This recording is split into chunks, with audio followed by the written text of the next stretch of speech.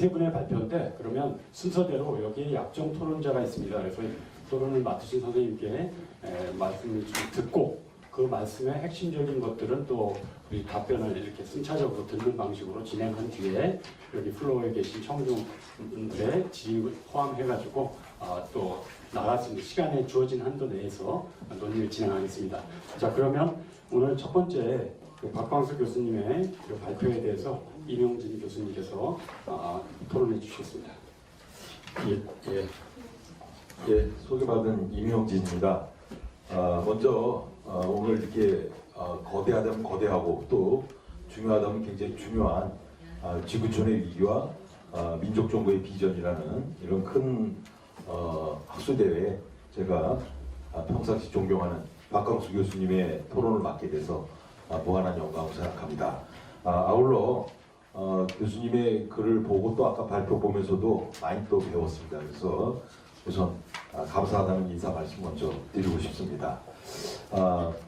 교수님의 글은 뭐 제가 따로 요약할 필요는 없겠습니다만 그럼에도 불구하고 정리를 좀 할 필요는 있을 것 같아요. 그래서 교수님께서는 민족 종교의 개벽론을 오늘의 이제 지구촌 문제와 함께 하나씩 설명해 나가시고 계십니다.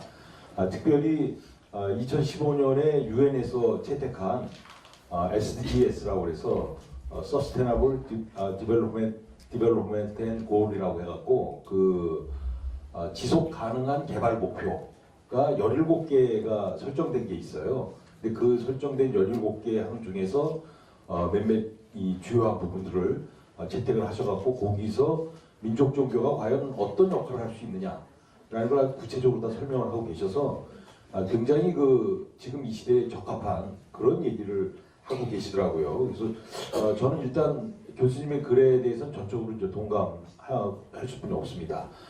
실제로 이제 오늘 지구촌의 위기, 특별히 이제 여러 가지 차원에서 자연 파괴가 뭐 심각하다는 것은 익히 알려진 사실이죠. 뭐 어떻게 보면 이 지구촌의 위기라는 것의 출발은 근대 이후의 산물이라고 볼 수 있습니다. 근대의 가장 커다란 특성은 이제 인간이거든요. 인간에 대한 발견.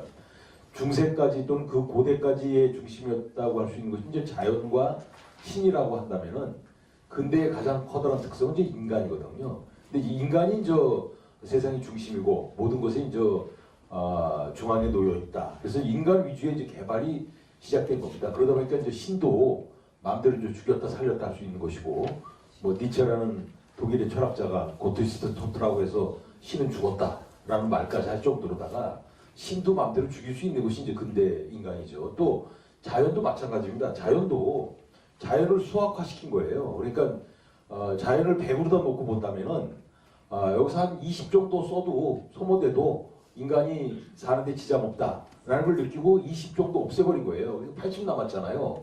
근데 80 남았는데 전혀 상관이 없는 거야. 인간이 전혀 불편함을 못 느껴요. 그러니까 한 30 정도 없애도 상관없겠구나 해서 30도 없앴어요. 그랬더니 한 50 남았지 않습니까? 좀 불편해. 공기도 좀 불편하고 물도 마음대로 먹을 수 없고 좀 그렇긴 하지만 사는데 크게 지장은 없는 것 같아요. 그래서 또 20 없앤 거예요. 지금 한 30 남은 거예요. 근데 지금은 30 남으니까 이제 기후위기라는 것이 발생하잖아요. 모든 것들이 다 이제 발생하는 현상이 바로 이제 근대 이후에 소위 지구에 대한 인간의 대우라고 그럴까요? 인간의 뭐 무분별한 개발의 결과라고 볼 수 있죠. 2012년 뭐 10년도 전에 나온 이 살아있는 지구 보고서에 의하면요. 지금대로 우리가 산다면은 2030년에는 2개의 지구가 필요하다는 거예요. 인간이 살 수 있으려면. 또 2050년에는 3개의 지구가 필요하다라고 얘기하더라고요. 특별히 좀 우리나라에 대해서 분석한 그 연구 결과에 의하면은 지금 현재도 3.3개, 그러니까 3개하고도 0.3이 더 필요한 그런 지구가 있어야지만 우리가 지금 편안한 삶을 살 수 있다라는 거예요. 그러니까 얼마나 지금 지구촌 위기가 심각한지가 이런 연구 결과를 놓고 보더라도 드러난다고 할 수 있죠. 이런 건 역시 사실은 이건 뭐 민족 종교만의 문제가 아니고 모든 종교 또는 모든 사회 국가 모두에 다 이 역할이 필요한 시대, 또 대처 방안이 제시되어야 되는 시대인데 마침 이 주제 자체가 민족 종교 저 어떤 비전을 보여야 될 것이냐라는 주제를 하고 있으니까 민족 종교에서는 다른 제도권 종교들이 기성 제도권 종교들이 못 가지고 있는 장점이 있어요.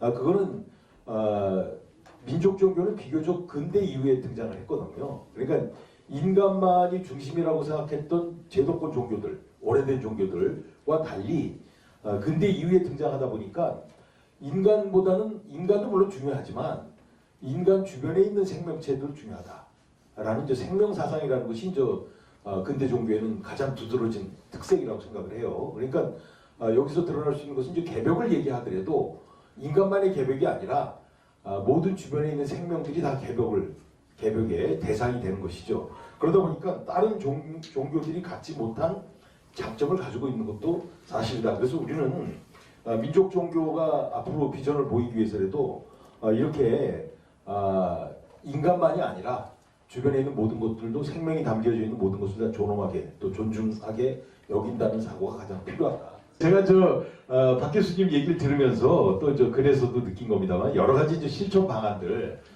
이런 걸 제시하고 계시더라고요. 그런데 이제 사실은 이런 좋은 방안들이 가지고 있고 또 많은 장점들이 있음에도 불구하고 사회적 영향력은 아직도 미미한 게 사실이지 않습니까? 그래서 이것을 어떻게 좀 더 확대시키고 민족 종교들이 가지고 있는 그 장점들을 어떻게 사회화할 것이냐. 그래서 오늘 이 지구촌의 문제를 어떻게 풀어나가는 것이 가장 적절하겠는가라는 구체적 방향.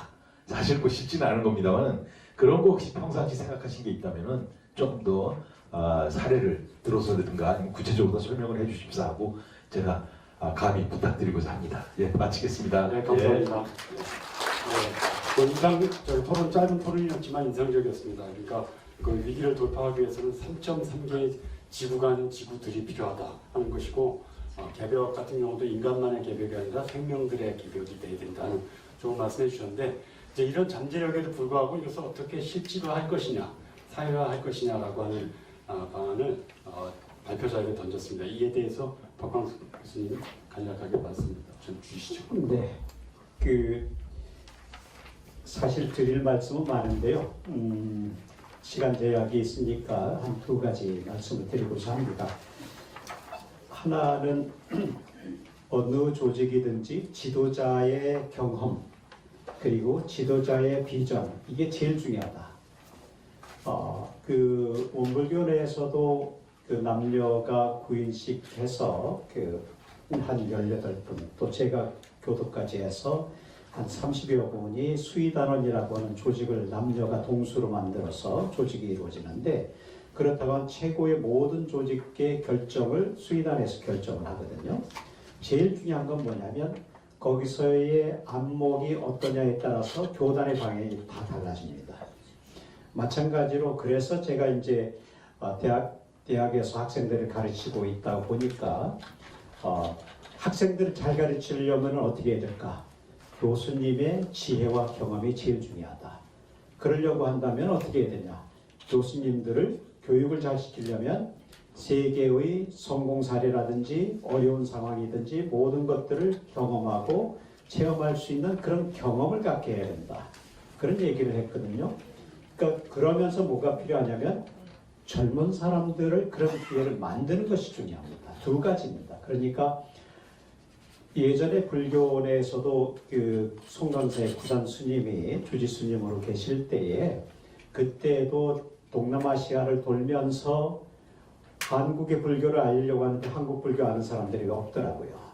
그러니까 한국 불교가 국내에서야 불교지, 국내에서야 불교가 제일 크다고 얘기를 하지만 동남아시아도 안 알려져 있는데 그러면서 자각을 해서 그때에 국제 선방을 열고 해외에 있는 사람들이 와서 선을 놔도록 그렇게 했거든요. 그 가운데 한 사람이 로버트 보스웰이라고 하는 승려가 와서 수업을 들었죠. 참여를 했죠. 그러면서 한국 불교를 연구하는 아주 대표적인 학자가 되었습니다. 마찬가지로 민족 종교가 발전하기 위해서는 어떻게 해야 될 건가 생각해 보면 지도자의 역량이 최고다. 그러려고 한다면 가장 성공적인 사례로 발전하고 있는 세계적인 종교를 방문할 필요가 있다. 경험할 필요가 있다. 바티칸 방문해서 안 되고요. 또 불교 유적지 성공 옛날 성적지 방문해서 되는 게 아니거든요.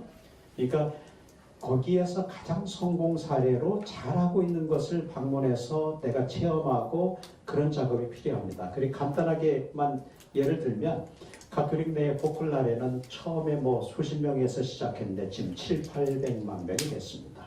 마리아 선교회라고 지금 이름이 되어 있죠. 여성 한 분이 만든 거예요. 그 다음에 대만을 가보게 되면 자제공독회라고 있습니다.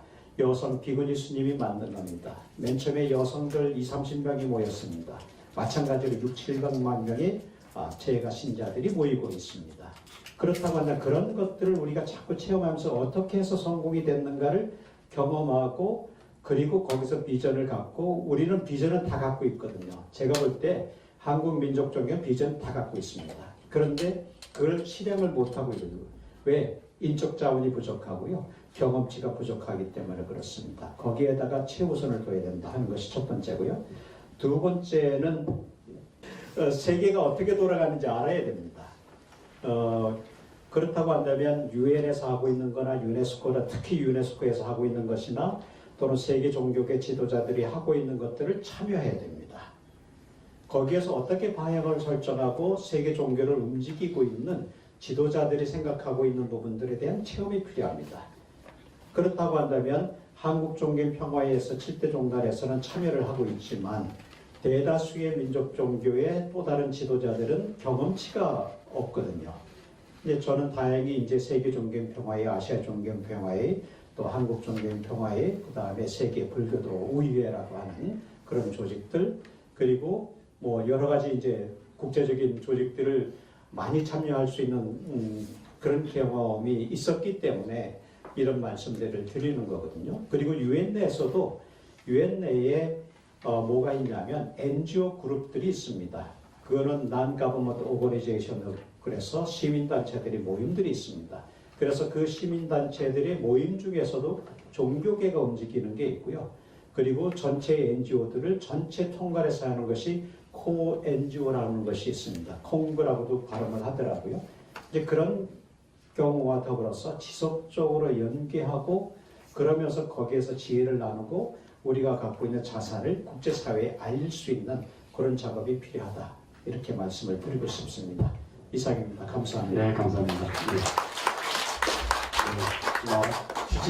어떻게 실질화할 것인가라고 하는 질문에 대답은 참 많을 것 같습니다. 그런데 두 가지로 교육 또는 경험, 몸소 체험을 통한 역량 강화 이런 거를 말씀해 주셨습니다.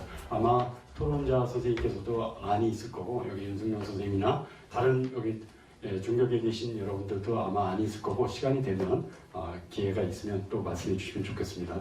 다음은 이제 두 번째 주제로 넘어가겠습니다. 두 번째 주제도 흥미로웠는데요. 기후 위기와 관련해서 이에 대해서 우리 경희대학의 김종만 교수님께서 논평해 주시겠습니다. 부탁드리겠습니다. 네, 안녕하세요. 방금 소개받은 경희대학교 김종만입니다. 저는 이제 허남진 교수님께서 한국 신종교 기후운동, 천도교, 원불교, 대순진리를 중심으로 라는 아주 유의미한 발표를 너무 잘 해주셔가지고 많은 가르침을 받았다라고 생각이 들고요. 제가 허남진 교수님의 아주 수준 높은 발표를 해주셨기 때문에 제가 다시 요약이나 이런 거는 불필요하다고 생각이 들고요. 제가 조금 허 교수님의 발표를 들으면서 다시 허 교수님께서 다시 한번 재고를 하실 필요가 있지 않을까라고 하는 지점들을 몇 가지만 질문 형태로 말씀을 좀 드리고자 합니다. 허 교수님께서는 여기 나눠드린 유인물하고는 조금 다르게 이제 서론 부분에서 말씀을 좀 해주셨는데 기성 종교에는 이제 답이 없기 때문에 기후 위기 시대에 토착 종교 사상이 기후 위기를 해결할 수 있는 가능성이 있다. 이런 말씀을 해주셨거든요. 그래서 이제 아주 유명한 린 화이트 주니어라는 사상가를 이제 예로 들었습니다. 그런데 이제 린 화이트 주니어라는 사람은 기독교가 이 세상에서 가장 인간 중심적인 종교이며 기독교 창조론 때문에 지금 지구가 굉장히 기후의 위기에 처했다, 위험성에 처했다 이렇게 지금 보고 있는 학자인데요. 이 사람은 한마디로 말하면 왜 그렇게 이야기했는가 하면 이 사람은 신이 그러니까 기독교에서 말하는 신이 초월적으로 존재한다. 그러니까 초월적 유실론이라고 하는 거거든요. 지금 우리가 살고 있는 이 세상과는 달리 신이 저 초월 세계에 있기 때문에 그 초월 세계에서 이 세상을 이제 다스리고 지배하고 하는 권리를 인간에게 부여했다. 그래서 인간이라고 하는 것은 신이 부여한 자유와 이성으로 인해 가지고 이 세상을 다스리고 지배할 권리가 있기 때문에 인간이라고 하는 것과 자연을 지배하고 다스리면서 착취를 하고 인간의 도구적 관점으로 기능적 관점으로 자연 착취를 정당화했기 때문에 기독교가 기후위기 시대의 가장 큰 원흉이다 이런 방식으로 설명을 하고 비판을 했는데요. 그런데 이 사람의 논리는 한마디로 말하면 초월적 유실론, 또 다르게 말하면 외재적 초월주의라는 겁니다. 그러니까 신과 인간을 그러니까 초월한데 신이 초월해 있는데 이 세상과는 다른 방식으로 저 너머의 세계에 신이 초월해 있기 때문에 그래서 이원론적인 관점으로 접근을 했다라는 말이죠. 이원론적인 관점으로 접근을 했기 때문에 기독교가 그런 자연 착취를 하는 데서 가장 큰 기본 원인이다 이렇게 이제 보고 있는데요. 그런데 이제 기독교에는 많은 분들이 아시다시피 이 외재적 초월주의 말고 내재적 초월주의라는 것도 있습니다.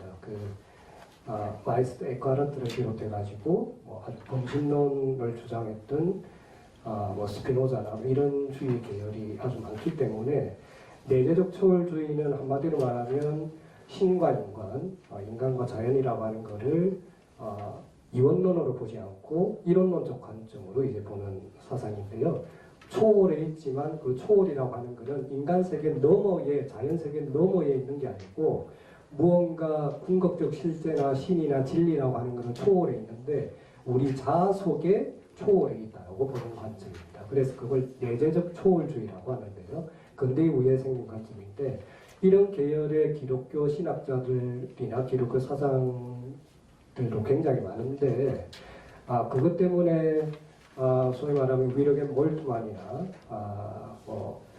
레오나르도 도프나 로즈마리 뮤트나 이런 사람들을 비롯해가지고 이런 사람들은 이제 린 화이트의 사상을 이어가고 있지만 세프라고 하는 사람이나 이런 사람들은 굉장히 많은 비판을 많이 하고 있거든요. 꼭 기독교가 기후위기의 원흉이다 이렇게 말을 할 수가 없다. 그거는 이원론적인 관점에서 접근한 거고 이론론적 관점으로 접근을 하면 기독교에도 자연을 지키고 보호하려고 하는 사상들이 원천적으로 굉장히 많이 내재되어 있기 때문에 이거는 잘못됐다라고 주장을 하는 사람들이 많이 있기 때문에 내재적 초월주의 관점으로 본다면 기독교가 크게 전통 종교라고 하는 것과 기후위기의 심각한 그걸 초래했는지에 대한 약간의 비판적 성찰이 있어야 되지 않을까 이런 생각이 들고요. 그리고 질문을 좀 보시면 질문을 제가 3개를 준비를 했는데 첫째는 한국 신종교의 생태운동이 종단 내부 실천을 넘어서 시민사회, 지방정부와 연계된 생태 거버넌스로 확장되기 위해서는 어떤 조건들이 필요할지 그리고 두 번째는 개신교 천주교의 선행 사례와 비교할 때 신종교가 생태운동에서 뒤처진 이유는 무엇이고 이를 극복하기 위한 종교 간 협력 모델은 어떤 방향이 가능한가. 실제로 개신교와 천주교, 기독교 계통은 저도 어릴 때부터 이제 교회를 다녔는데 제가 거의 한 10대 후반, 20대 초반에 거의 3, 40년 전인데요. 그때 이미 교회에서 일회용 사용을 하지 말자, 플라스틱 같은 거 사용하지 말자. 제가 장로교 계열의 교회를 다녔는데 이미 목사님들께서 그런 운동을 굉장히 많이 하셨습니다. 그래서 지금 저희 토착 종교, 민족 종교에서는 개신교, 천주교 사례와 비교해 볼 때 신종교, 민족 종교의 생태운동이 굉장히 뒤처졌다 이렇게 생각이 들거든요. 그런 점에서 약간 벤치마킹을 해서 이런 전통 종교의 사례를 좀 다시 발굴하고 재조명하면서 그러면서도 좀 넘어설 수 있는 뭔가 거버넌스의 차원을 마련해야 되지, 모델을 마련해야 되지 않을까 이런 생각이 좀 들었습니다. 세 번째는 기후위기 시대의 개인의 행동들나 예컨대 종이 사용을 최소화하거나 재사용을 권장하거나 에너지 절약 행동 등 헤아릴 수 없는 수많은 지침들이 있습니다. 그런데 이런 미시적 행동들은 미국 공군 B-52 폭격기 함대가 1시간 비행하려면 평균적인 자동차 운전자가 7년 동안 사용하는 연료량과 거의 똑같다고 합니다. 그런 점에서 거시적 폭거에 비하면 그야말로 우리 개인들이 일회용품을 사용하거나 이런 거는 정말 세 발의 피도 아니다 이런 생각이 들거든요. 이런 경우 우리는 무엇을 어떻게 선제적으로 선택해야 할까요?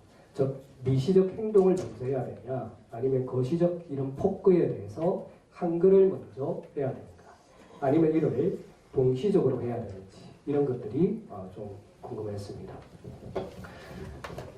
저희 허남진 교수님 연구를 통해서 많은 것을 배울 수 있어서 너무 감사하다는 말씀을 드리고 부족한 논평을 들어주셔서 모든 분들께 감사한 말씀을 전해드리고 싶습니다. 고맙습니다. 네, 감사합니다. 네, 여러 가지 말씀하셨고 또 이렇게 보강이 될 만한 말씀하셨는데 그 세 가지 마지막에 던진 그 조직화의 문제라든지 상대적으로 뒤처진 문제 어떻게 극복할 것인가, 세 번째 구조적인 접근과 그리고 개인의 영향 축적 이런 것들은 어떻게 조율할 것인가 이런 질문인 것 같습니다. 답변 부탁드리겠습니다.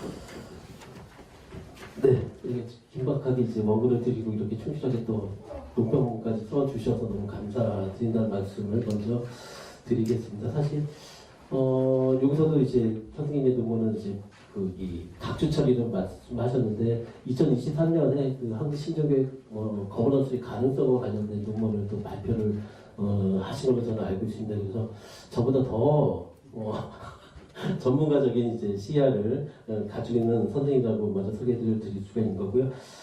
첫 번째 말씀을 하셨습니다. 한국 신종교 생태운동의 중단되고 실천을 넘어서 지방정부와 연계된 생태 거버넌스를 확장하기 위한 방식이 뭐냐.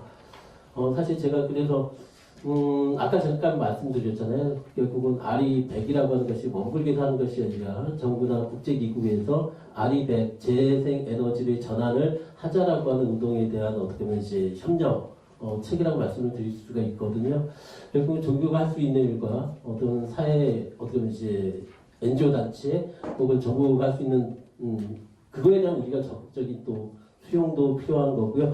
근데 제가 얼마 전에 읽었었던 책이 이런 얘기를 합니다. 종교와 과학이라고 하는 이제 협력의 모델을 필요하다라고 얘기를 하는데, 이제 외국의 학자죠. 외국 학자 이런 얘기를 합니다. 바로, 과학은 합리적인 거고, 종교는 비합리적인 거기 때문에 할 수 없다라고 하는 이야기. 또 하나는 종교는 다루기 어렵다. 라는 또 이야기가 있잖아요. 결국 좀 그런 부분을 우리가 좀 고민을 하면서 좀 얘기를 해야 될 것 같습니다. 그리고 사실 이제 개신교 천주교의 이제 선행 사례, 특히나 이제 본격적으로 아까 이제 여기 지문에는 이제 토론에 나와 있던 부분이기도 한데, 사실 이제 프랑스 교황이 생태 회칙을 냈잖아요. 낸 다음에 지금 10년이 지났습니다. 10년이 지나가지고 지금은 그거에 대한 평가를 내리고 있어요. 근데 많은 평가에서는 생태 회칙에 의해서 결국은 천주교가 적극적인 기후운동에 참여하고 있다라고 얘기를 하고 있습니다. 그리고 아까 말씀드렸던 녹색교회라든지 특히나 리나이트의 이제 이야기를 이제 수용을 해서 특히나 이제 자신의 사랑을 더욱더 녹색화하는 방향, 이제 그러면서 뭐 메페이드라든지 등등 다양한 학자들이 사실 기독교 안에 이제 유명합니다. 특히나 우리는 생태 신학자라고 얘기하는 메페이드라든지 뭐 등등 유명한 학자들이십니다. 그만큼 사상적으로 구성이 잘 되어 있고요. 또 하나는 적극적인 네트워크 통해서 적극적으로 활동하고 있는 대표적인 종교가 사실 보게 되면 뭔가요? 기독교, 특히나 이제 개신교, 천주라고 말씀을 드릴 수가 있겠습니다. 하여간 당연히 우리는 이제 민족 종교 역시도 바로 이제 그런 것에 대한 우리가 이제 피드백 혹은 어떻게 보면 참조 모델을 삼아야 될 것 같고요.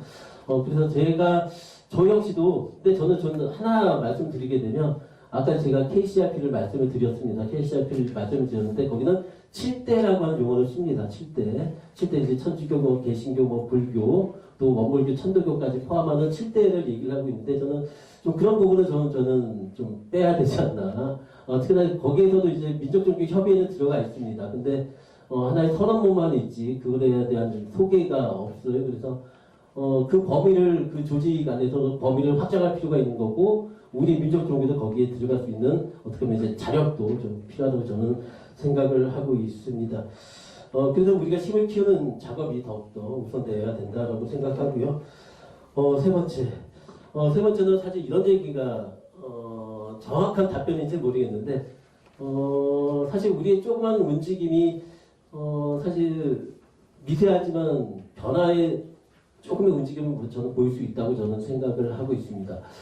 제가 아까 발표할 때 뭐 차크라 바네트라고 하는 이제 탈시민주의 학설 얘기를 했는데 사실 지금의 시대를 얘기할 때 인류세, 그러니까 인간에 의해서 만들어진 새로운 시대를 드러나는데 이제 인류세라는 용어를 쓰는데 그거에 대한 이제 반대도 많아요. 그래서 하나는 학자는 이제 그 자본주의로 해야 된다. 왜냐하면 지금 지구의 위기는 결국은 자본주의 생산 양식 때문에 이루어졌는데 왜 북반구 중심이 가해자인데 왜 남반구에 있는 우리까지도 왜 피해자를 만드느냐, 가해자를 만드냐라고 얘기를 했었습니다. 그렇지만 사실 이 부분은 우리가 인류 전체가 같이 움직여야지만 가능하다고 저는 생각하고요. 그래서 거시적인 부분도 중요하다고 저는 생각하지만 먼저 우리가 변해야지만 결국은 우리가 이색을 바꿀 수 있는 거죠. 그것이 사실 우리 한국 신종교, 민족종교 얘기했었던 개명론이라고 저는 생각을 하고 있습니다. 나를 바꿔야지만 결국 이색이 바뀔 수 있다라고 하는 부분을 말씀드리는 것으로 세 번째 답변을 이걸로 대신하고자 합니다. 네, 감사합니다. 첫 번째 토론, 두 번째 토론 이어지는 것 같습니다. 우리에게 이 민족종교의 어떤 위기 돌파의 잠재적 원천이 있지만 그게 잘 발휘되지 않는 마치 대지는 넓은데 아직 건물이 올라가지 않은 나대지 상태인 우리의 현실을 갖고 있는 것 같고 그것을 어떻게 이제 극복할 것인가 각자 아이디어도 있을 거고 이따가 기회가 되면 한 번씩 공표해 주시고 뭐 허심탄회하게 말씀해 주시면 좋겠습니다. 신영광교사 이제 세 번째 주제로 넘어가겠습니다. 그 인상이 남았습니다. AI는 생수 먹는 하마다라는 말씀하셨고 네, 기술 개벽 그 개벽 시대의 어떤 기술 의식 이런 것들은 이제 또 강조하셨던 발표인 것 같은데 여기에 대해서 우리 동국대학의 김선배 교수님께서 논평해 주시겠습니다. 네, 방금 소개받은 동국대 김선배입니다. 신광철 교수님의 테크놀로지는 기계를 보내왔습니다 하면서 저도 많은 공부를 했습니다. 저는 또 이제 자연과학을 전공하는 사람이기 때문에 간단하게 시간 관계상 또 이제 짤막하게 전문적인 내용은 토론문 여러분 보시면서 이해하시면 되고 저도 궁금하고 여러분도 궁금한 내용을 좀 하면서 질문 드릴까 합니다. 먼저 교수님께서는 이제 많은 말씀 중에서 두 가지를 말씀하셨는데 전기 문제를 말씀하신 것 같아요. 챗 GPT 쓰고 뭐 하면 전기 문제가 되는데 요즘은 또 이제 CPU, GPU에서 TPU까지 가기 때문에 이것이 이제 뭐 전력당 성능비가 한 30에서 80까지 올라간다 그러고 과학을 연구하는 사람들이 또 이런 어떤 기능을 많이 해가지고 연구해가지고 전력을 많이 소비가 되면 최소화시키는 어떤 작업이 이루어지지 않을까라는 저는 개인적인 생각을 하고 있습니다. 두 번째 또 이제 말씀하신 것 중에서 윤리적인 문제를 말씀하셨습니다.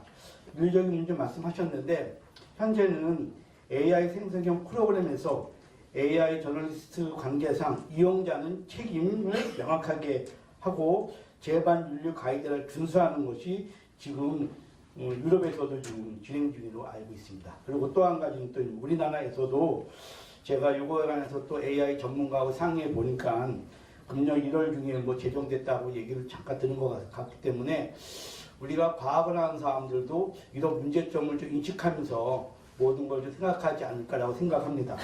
이런 거 여러 가지 같은 연구하고 노력하신 교수님이 같은 뭐 연구 노력을 너무나 고맙게 생각하고요. 저도 이걸 통해서 유발 하라리 어떤 많은 걸 공부하게 돼서 참 감동 깊었고요. 그 다음에 여기에 대해서 제가 질문 몇 가지 드리겠습니다. 첫 번째 질문은 우리 교수님께서 유발 하라리의 미래에 대한 예측이 뭐 인간이 축적된 데이터에 의해서 뭐 종속되고 판단까지 다 하게 되는데 여기에 대한 교수님의 의견이 어디까지가 될까 하는 의견이 궁금하고요. 두 번째 이유는 이제 뭐냐면 동아기후 실용종교에서는 구원이라는 어떤 서구적 그런 가치보다는 동아기후의 실용종교에서는 구원이라는 가치가 없기 때문에 우리가 민족종교에서 보는 어떤 차이점이 있냐는 것이 두 번째 질문이고요. 다음에 우리가 이제 세 번째는 또 개벽이라는 용어에 대한 어떤 정확한 해석이 있으시면 한번 또 고심하신 교수님의 의견을 듣고 싶고요. 네 번째는 이제 제 개인적인 생각과 같이 한번 고민할 문제인데, 데이터교에서 축적된 어떤 데이터량이 인간을 AI와 테크놀로지 종속시켜서 종교의 근본적인 물음, 즉 구원이 아닌 우리가 지금 민족 종교에서는 구원이 아닌 현재의 삶에서 어떤 삶의 올바른 방향을 얘기하고 있습니다. 그래서 아마 이제 이렇게 되게 되면 또 새로운 또 어떤 혁명이 나와서 이렇게 종속되는 삶을 또 변화시키는 어떤 또 새로운 혁명이 나오지 않을까. 지금 우리가 기계에 종속되는 삶이 되면 극한적으로 또 이걸 탈피하고자 하는 또 새로운 혁명이 나오지 않을까 하는 예측을 하는데 교수님 의견을 듣고 싶습니다. 마치겠습니다. 네, 감사합니다. 네, 전기나 에너지원이나 윤리에 대해서 간략히 말씀하신다면 한 4가지 질문을 주셨는데, 전 대답이 길어질 수도 있고 그럴 텐데, 가급적이면 간략하게. 네, 되겠습니다. 한번 짧게 해보겠습니다. 자, 1번 문제하고 4번 문제가 서로 이제 연동될 수 있다고 생각을 하고요. 답변을 드리면, 그 AI 활용 혹은 AI와의 대화 경험, 사실 이제 인류가 지금까지 해보지 않은 경험인데요. 이 경험이라고 하는 그 제3의 데이터를 그러니까 인류가 그리고 과학자들이 사용자들이 잘 축적을 하고 그것을 어떻게 재구조화하느냐 하는 게 어찌 보면 숙제고 미래의 어떤 가능성을 아까 우리 김 교수님께서 말씀하신 제3의 가능성을 여는 단초가 될 거라는 생각이 듭니다. 그 어떤 의미에서는 주객 경진의 가능성이 아까 그 말씀드린 제3의 데이터의 축적과 재구조화가 이루어진다면 가능할 수도 있다, 이런 판단이고요. 두 번째로는 그 민족종교라고 하는 그 진영은 그러니까 기존의 제도 종교들이 자기 전통만의 텍스트 안에서 문제를 헤쳐나갔다 그러면 민족종교는 자기의 문화뿐만 아니라 다양한 텍스트들을 융합하고 종합하면서 시대를 돌파할 비전을 추구했다. 그 과정에서 어떻게 본다면 그러니까 김 교수께서 말씀하신 그 구원이라는 모티브를 넘어서는 시대적 돌파와 어떤 개벽의 가능성을 열었다, 이렇게 말씀드릴 수 있을 것 같습니다. 그리고 세 번째로 개벽과 관련해서는 그러니까 하늘과 땅의 이치에 대한 어떤 새로운 이해, 그리고 그 과정에서 그 이해 과정의 변화의 어떤 지향성을 함축하고 거기에다가 고박이 하늘과 인간과 땅의 어떤 동시적인 개진, 그것이 시도된 것이 개벽이 아닌가. 개진이라고 할 때는 10개자에 나아갈 진자를 써가지고 그렇게 생각하면 어느 정도 제가 생각하는 개벽관이라고 할 수 있겠습니다.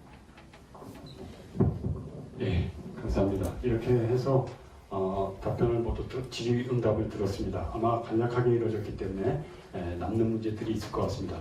그러니까 이제 결국에 3가지 문제로 접근을 했지만 결국 남는 것은 이제 우리가 어떻게 할 것인가. 그래서 사실 축제보다는 이제 숙제가 훨씬 더 많은 그런 상황인 것 같습니다. 아마도 제 생각에는 시간이 이제 우리가 애초에 설정했던 것보다 조금 여유가 있는 것 같습니다. 10분 안에 마치는 게 아니고 조금 더 할 수가 있기 때문에 플로어에서도 의견을 갖고 계시면 조금 이렇게 기회를 엿보시다가 이게 되면 한번 표시해 주시면 되고, 지금 토론자 선생님들의 제기의 그 답변을 들었는데 간략하게 여기에 대해서 다시 좀 토론자 선생님들의 의견이 혹시 있으시면 그 의견을 잠깐 받겠는데, 첫 번째 제 주문은 우리 첫 번째 질문하신 우리 유영진 교수님께서 그 아까 민족종교 진영이 그러면 어떻게 이 자원을 실제로 할 것인가 하는 안을 이제 발표자 선생님께 여쭙는데 이제 선생님의 의견도 한번 있기에 청해 듣도록 하겠습니다. 예, 사실 뭐 제가 정답을 갖고 물어본 건 아니고요. 오히려 좀 배울 기회를 잡았다 생각해서 어떻게 하는 것이 좋겠습니까? 라고 여쭤봤던 거예요. 그런데 사실은 좀 막막하긴 해요. 물론 여기 글에 보면은 여러 가지 차원에서 실천하는 방법들이 나오고 있어요.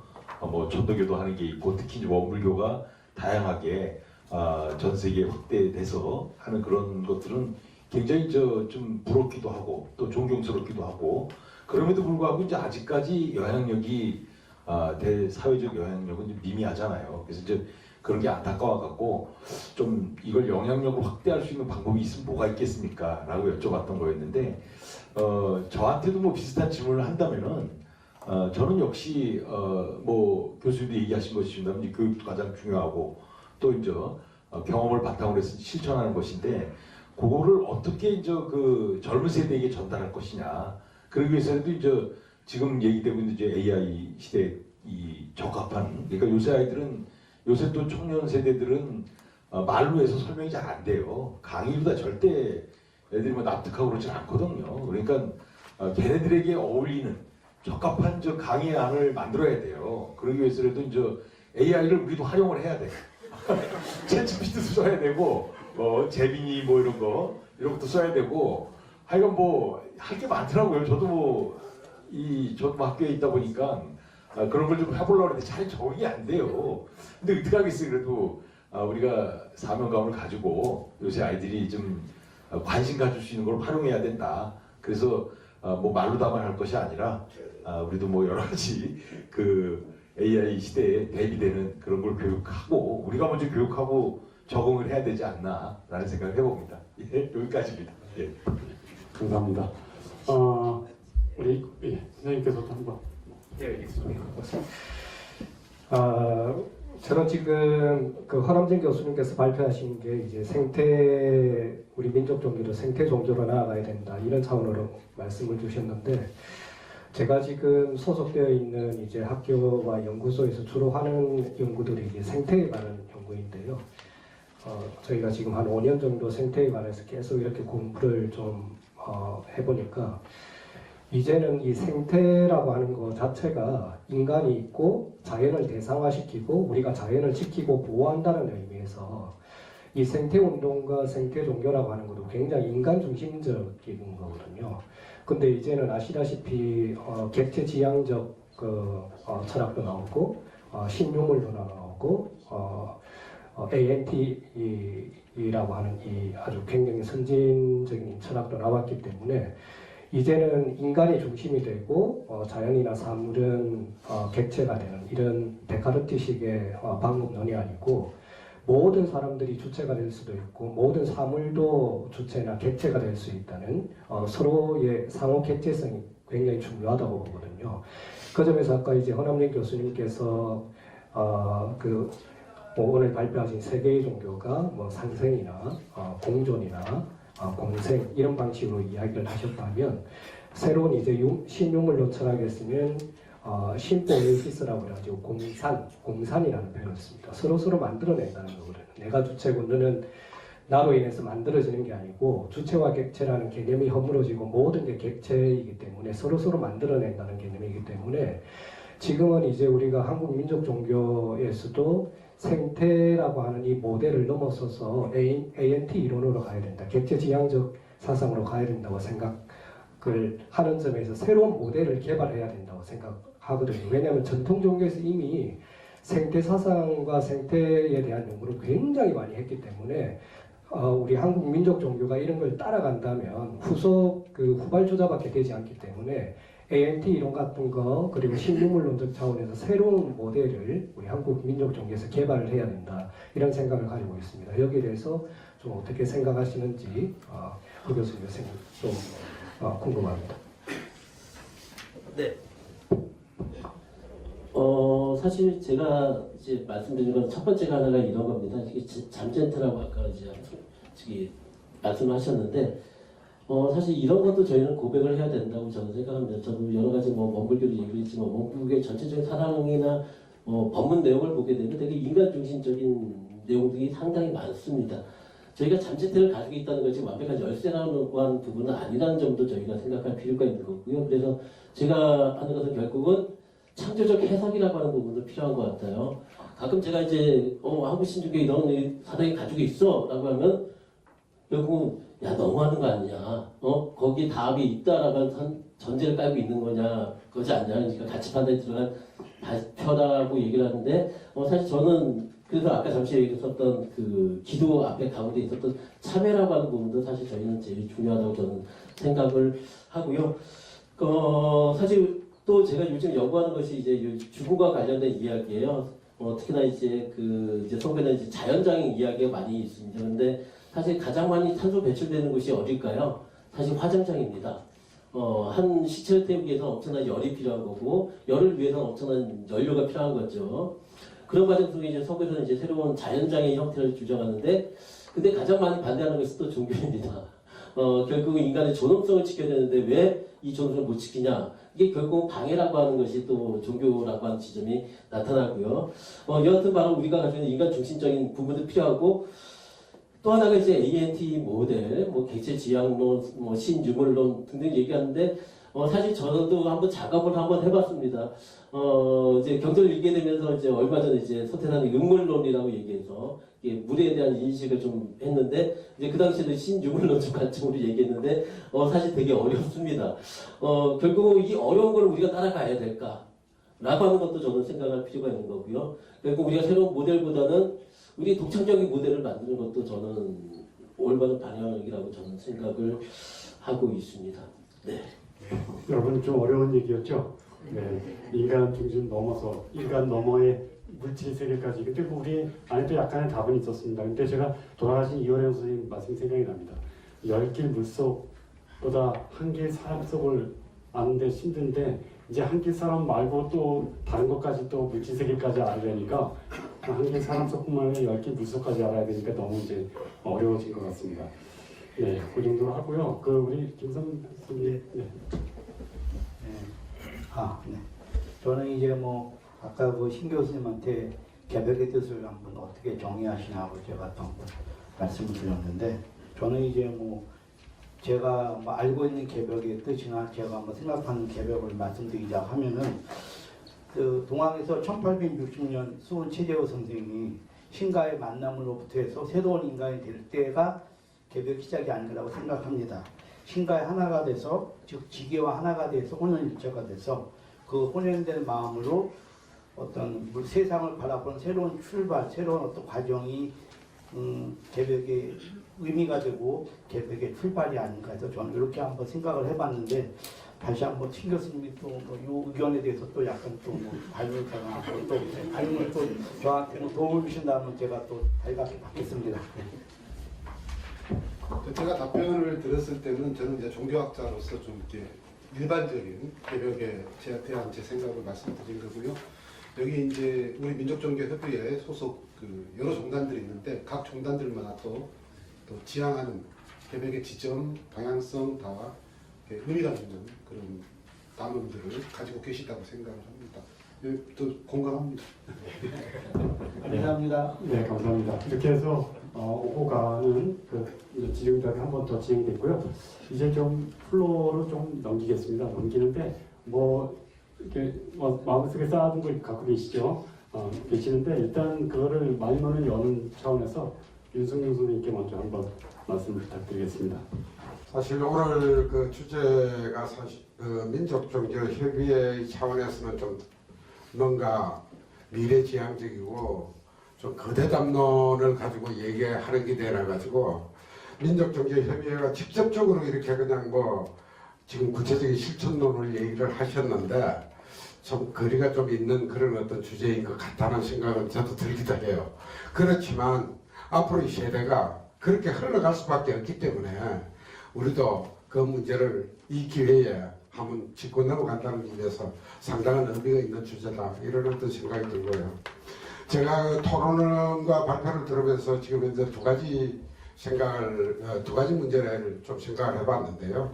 하나는 뭐냐면 실천론에 관련되는 문제, 기후위기라든가 이런 데 대한 실천론에 관련되는 문제인데, 사실은 우리 민족 종교가 사실 큰 종단도 있고 작은 종단도 있고 그렇기 때문에 아마 종단마다의 그 경우와 상황이 좀 달라서 지금 제가 보기에는 바로 실천에 들어가기도 힘든 종단들도 있고 그렇지 않는 종단들도 있을 거예요. 원불교와 같이 이렇게 그냥 단계적인 어떤 측면에서 실천론을 지금 주장해야만 하는 그런 어떤 교단도 있고 그래서 제가 보기에는 민족종교 전체를 봐서는 아마 교리에 대한 재창조 내지 재해석의 어떤 시간이 좀 필요하지 않나 이런 어떤 생각이 듭니다. 가령 예를 든다면 우리가 19세기에 형성이 됐던 많은 좋은 어떤 사상들 이런 것들이 현대에 어떻게 재창조되고 적응할 수 있는지 이런 어떤 숙려의 시간이 좀 필요할 것 같다라는 생각이 좀 들어서 종교마다 자기의 어떤 위치에 따라서 실천할 수 있는 방법을 구체적으로 찾아가는 게 더 중요하겠다. 일반적으로 뭐 이렇게 그냥 교리 재해석이 제일 중요하다. 아니면 뭐 실천적인 어떤 의지가 중요하다. 이런 건 좀 아닌 것 같다는 그런 어떤 생각이 좀 들었고요. 그 다음에 이제 두 번째 제가 좀 생각이 들었던 거는 뭐냐면 아까 요사이 이제 그 신유물론에 관련되는 아마 그 토론자가 얘기도 하고 그 답변이 있었는데 거기에 관련해서 뭐 이렇게 우리가 그걸 추정하느냐 안 하느냐 뭐 이런 얘기가 나왔습니다. 그리고 오늘 발표의 많은 부분들이 민족 종교에 그런 어떤 잠재태가 우리가 가지고 있다. 그런 능력이 충분히 있다.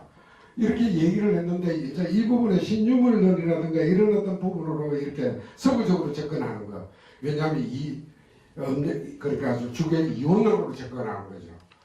그거를 타파할 수 있는 제일 좋은 방법이 뭐냐면 천지인 삼재, 소위 말해서 삼원론입니다. 삼원론은 대립이 없어요. 순환하는 거죠.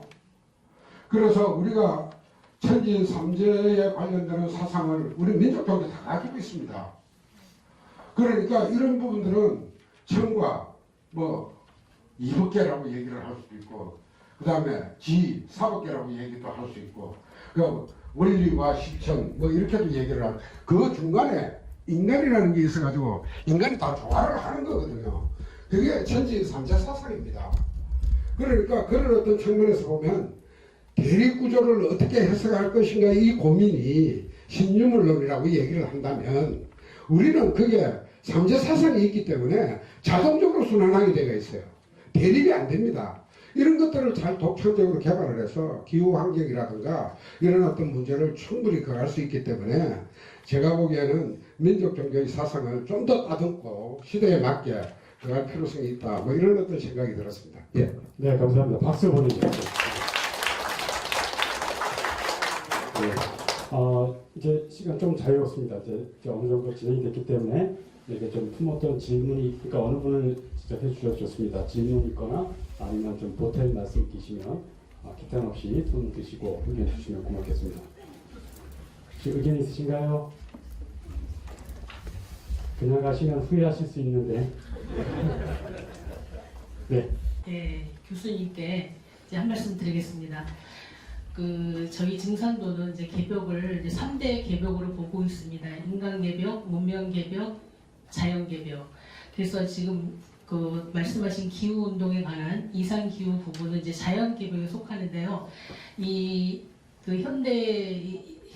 현대에 있어서 이런 이상 기후 이제 이 부분 뭐 자연재해라든가 이런 부분이 이제 근대 문명의 역사 발전 과정에서 파생된 나온 그런 현상일 수도 있겠지만 저희 증산도에서는 그거보다도 더 근본적인 그 원인은 개벽이 오는 과정에서 저희가 말하자면은 우주의 여름에서 가을로 넘어가는 과정 속에서 이 우주의 입법이 이제 그런 지진이라든가 재난이라든가 이런 이상기후 이런 것들을 이제 촉발시킨다고 이제 보고 있거든요. 보다 근원적인. 그래서 이제 저희 증산도 같은 경우는 그런 이제 자연 입법, 우주의 입법 속에서 이런 요즘에 이렇게 발생하고 있는 무슨 자연에 관한 문제라든가 뭐 인간에 관한 문제, 뭐 환경에 관한 이런 부분들을 이제 많이 바라보고 있습니다. 우주 입법 자체가 이제 그렇게 될 수밖에 없기 때문에 그래서 이제 저희 증산도가 뭐 실천적인 부분이 이제 약할 수 있다고 이제 보고 있거든요. 그래서 이런 기후 운동이라든가 환경 운동 이런 부분도 이런 입법적인 측면에서 이렇게 좀 발생한다는 할 수 있다는 그런 것들을 이제 바라보고 이런 기후 운동이라든가 환경 운동들을 이렇게 전개해 나갈 수 있는 이런 근본적인 문제에서도 이렇게 좀 생각을 해보면 좀 더 넓은 안목에서 볼 수 있지 않을까 해서 한 말씀 드렸습니다. 감사합니다. 한 종교 안에서도 기후 부정론, 뭐 무관론 다 있으니까 그 사상 자체를 해석하는 거죠. 그래서 미국 같은 경우도 기후, 이거는 그냥 자연 현상이다. 그러니까 결국 말씀하시는 거 비슷하잖아요. 결국 이런 인식도 있다라고는 사실도 우리가 충분히 공감을 해야 되는 부분이고요. 저는 그렇습니다. 네네네. 네. 다양한 해석에 대한 이야기는 나중에 제가 넣도록 하겠습니다. 감사합니다. 개백의 과정에서 입법적으로 자연스럽게 있을 수밖에 없는 위기다라고 하는 것은 좋은 말씀입니다. 그렇지만 이제 그렇다고 하더라도 이제 인간으로서 또 손 놓고 있을 수 없는 그런 게 또 우리 인간인지라 고민이 있는 것 같습니다. 대입 보면은 떨어질 사람이 입법적으로 어느 정도 정해져 있지만 그 때문에 떨어지는 게 당연하다고 받아들이는 인간은 아마 없을 겁니다. 그래서 아마도 이제 인간 스스로가 또 자족적으로 그 안에서 또 공부를 하면서 그 재앙 예견된 재앙이면 그 예견된 재앙에 무릎 꿇거나 그냥 물어 제끼고 끝나는 게 아니라 또 우리의 몸짓을 특별히 하는 것이 또 우리가 갖고 있는 우리 종교, 우리 문화의 특징이 아닌가 생각이 듭니다. 네, 좋은 말씀 감사합니다.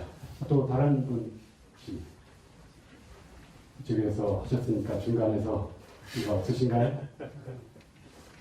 혹시 뭐 없으신가요? 한 분 더 의견? 네, 없으시면 제가 좀 답 좀 드릴까요? 네. 우리가 이제 기후 환경이 변하는 요인들은 기후학자가 얘기할 때는 그 전에도 북극이 얼음이 녹았다라고 얘기합니다. 근데 지금 생기는 어떤 기후 환경 변화는 그런 변화의 일조에서 우리가 자연환경을 파괴하는 것이 그런 어떤 기후 환경 변화에 큰 가속화시키는 요인을 한다라고 얘기하는 겁니다. 그래서 예를 들어서 말씀드리면 인도에서는 지금 뭐 수많은 지하수를 개발해가지고 축구 운동장 수백 개 정도, 수만 개 정도 되는 물을 파내고 있다라고 얘기합니다. 지하수 파내게 되면 저는 이제 뭐 또 물리학을 전공하다 보니까 그게 정확한 얘기 아니지만 어떤 지구의 자전 속도, 지구의 어떤 그 자전 속도에 영향을 주는 거에 의해서 또 그것도 나오고요. 그거에 의해서 지구의 자전 속도에 의해서 또 추측의 변화도 오고 그런 어떤 영향이 조금씩 생겨날 거라고 봅니다. 그러니까 우리가 지금 말씀하시는 것도 그 전에 기후 환경 변화도 있었다. 그 전에도 있었다. 북극 여름도 녹았다. 그렇지만 지금 현재는 그런 어떤 기후 환경 변화를 우리가 어떤 자연 파괴로 인해서 그걸 좀 더 가속화하고 있다고 생각하는 것이 지금 어떤 과학들이 얘기하는 것 같습니다. 네, 감사합니다. 네, 특별히 플로에서 의견이 없으시면 이 정도에서 마무리를 해야 될 것 같습니다. 위기는 커지고 그리고 그것을 돌파하려고 하는 우리의 답은 궁세 큽니다. 그렇지만 이제 조바심 낼 수 없는 게 우리 현실이고 그 선생님이 말씀하셨듯이 한 발 한 발 뚜벅뚜벅 가다 보면 산 넘어 산을 넘어가게 될 거고 물 밖에 물을 또 건너가게 되리라는 기대와 희망을 가지고 다시 또 내일을 살아가야 될 것 같습니다.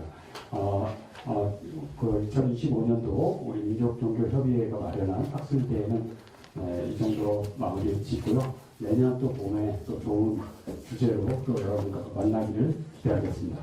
수고 많으셨습니다. 감사합니다.